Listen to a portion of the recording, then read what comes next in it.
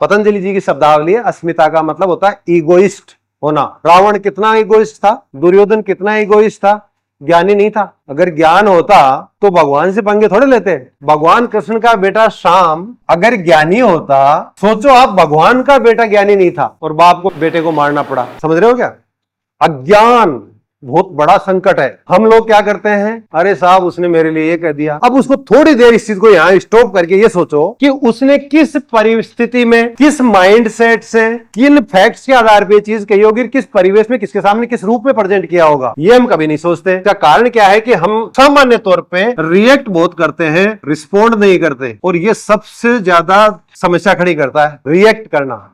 React में और respond में इतना सा ही अंतर है, आपको जो इनपुट मिला, आपने जो भी सुना समझा, उसके बाद में आपके ब्रेन में जो स्टफ अवेलेबल है, आपके दिमाग में जो स्टफ ऑलरेडी अवेलेबल है, वो स्टफ अगर इनपुट के बाद में प्रोसेस करते हैं आप और फिर कोई जवाब देते हैं तो वो रिस्पॉन्स है। और अगर यहां इस चीज को खत्म कर देते हैं, आप प्रोसेस नहीं करते और इनपुट का डायरेक्ट आप जवाब देते हो तो रिएक्शन है। तो सामान्य तौर पे व्यक्ति क्या करता है कि अविद्या होती है, यानी कि इग्नोरेंट होता है तो घमंड आता है। किस चीज का? अब दुर्योधन सोचता था कि मेरे से ज्यादा बलवान कोई है ही नहीं। पांडु में तो क्या है, भीम है, वो भी मेरे सामने टिक नहीं सकता।